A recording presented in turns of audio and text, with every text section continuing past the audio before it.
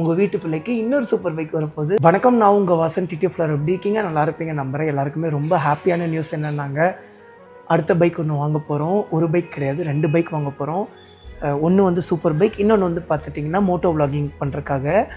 இன்னொன்று வந்து பார்த்தீங்கன்னா சூப்பர் பைக்குன்னு சொன்னது வந்து பார்த்திங்கன்னா ரேஸ் ட்ராக்குக்கெல்லாம் நம்ம யூஸ் பண்ணிப்போம். தரமான பைக்குங்க. ஸோ என்ன அதுக்கு வந்து க்ளூ தரேன் என்ன பைக்குன்னு சொல்லி. முடிஞ்சால் நம்ம பசங்க எப்படி கண்டுபிடிச்சிருவீங்க, க்ளூலாம் தராமே கண்டுபிடிச்சிருவீங்க. பட் ஈவன் தோ க்ளூ தரேங்க. ஸோ ரொம்ப வருஷமாக வாங்கணும்னு நினச்சிட்டு இருந்த பைக்.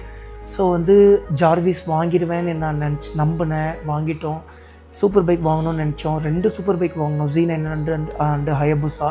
அதுக்கப்புறம் லேம்போகினி வாங்குவேன் நம்புகிறேன். அண்ட் வந்து ரோல்ஸ் ரைஸ் வாங்குவேன் நம்புகிறேன். ஹெலிகாப்டர் வாங்குவேன் நம்புகிறேன். ஆனால் இத்தனை பைக்கும் வாங்கிடுவேன்னு நான் நினச்சேன். ஆனால் இந்த பைக்கு தான், இத்தனை பைக்கையும் காரையும் நான் வாங்குவேன்னு நினச்சேன், வாங்கிடுவேன்னு நினச்சேன்.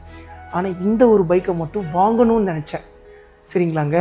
ஏன்னு வந்து பார்த்தீங்கன்னா இந்த ஒரு பைக் இல்லைங்க, இந்த மாதிரி 2-3 பைக்ஸ்லாம் இருக்குது. ஏன் அப்படின்னு நினச்சேன்னு வந்து பார்த்தீங்கன்னா இந்த பைக்கோட விலை ஜாஸ்தி. இதை வந்து ஸ்டாப் பண்ணிட்டாங்க, ப்ரொடக்ஷனை ஸ்டாப் பண்ணிட்டாங்க. செகண்ட் ஹேண்டில் வந்து பார்த்துட்டிங்கன்னா செம்ம ரேட்டு. அந்த பைக் புதுசாக என்ன விலை விற்றாங்களோ அதுக்கு ஈக்குவலாக வந்து பார்த்தீங்கன்னா செகண்ட் ஹேண்ட்லேயே விற்றுட்டு இருந்தாங்க. அதனால தான் வந்து பார்த்திங்கன்னா சரி, அது விலை குறையிறதுக்கு வாய்ப்பும் கம்மி தான். சரிங்களா. புதுசாக மறுபடியும் அந்த பைக்கை லான்ச் பண்ணாங்க, அப்போவும் அந்த விலை ஜாஸ்தி தான். அதுக்கப்புறம் வந்து பார்த்துட்டிங்கன்னா அவங்களே விலை குறைச்சிட்டாங்க. அதுக்கப்புறம் மார்க்கெட்லாம் வந்து பார்த்தீங்கன்னா கொஞ்சம் விலை கம்மியாக ஆரம்பிச்சிது. நம்மளுக்கும் வந்து பார்த்தீங்கன்னா அதுக்கப்புறம் கடைசியாக வந்து பார்த்தீங்கன்னா நம்ம ஆசைப்பட்ட ரேட்டு கிடச்சிது. ஸோ நாளைக்கு வந்து பார்த்தீங்கன்னா காலைல 11 மணிக்கு நம்ம ட்வின் த்ராட்லஸ் சேனலில் நம்ம டெலிவரி எடுத்துருவோம். டிடிஎஃப் மறக்காமல் எல்லோரும் செக் பண்ணி பார்த்து உங்கள் பிள்ளைக்கு வந்து பார்த்துட்டிங்கன்னா ஒரு விஷஸ் கொடுத்துருங்க.